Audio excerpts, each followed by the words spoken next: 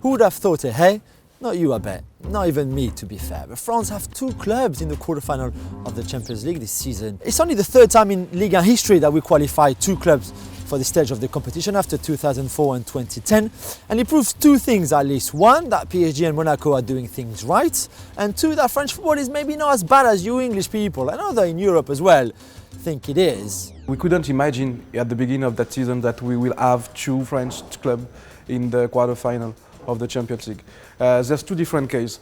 First of all, there's Paris Saint-Germain, who are built for that kind of competition. And for Monaco, it's more interesting. At the beginning of the season, you should imagine that they will play with James Rodriguez, with Falcao. But in maybe 24 hours, they change all the spirit of the project. I think it's difficult to actually draw any parallels, apart from the fact they both obviously had these huge investments made in the club.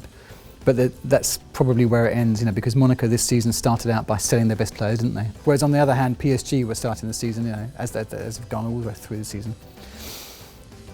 A la Zlatan, No, but it's true, PSG have always had that swagger since Zlatan's been there, and they walked away with the title last year. I think the level of the French League is the limit of the project of the Paris Saint-Germain.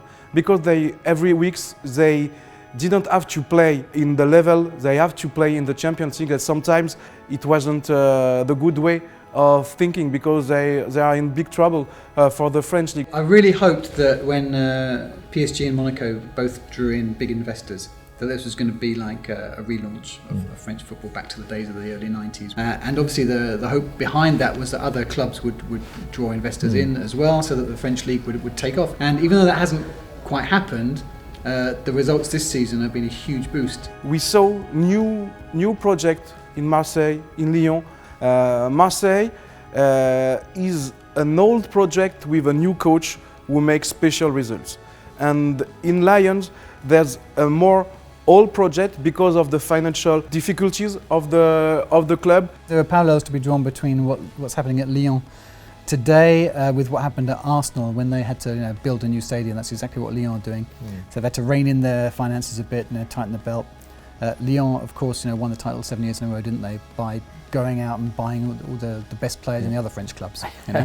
They sort of did their AC Milan from a while back. And then they suddenly had to okay, we're going to fall back on the kids, and it'll be a transition period, and maybe we won't do so well for a few seasons, but when we've got our own stadium, we'll be back on top again. And they've done much better than anybody expected.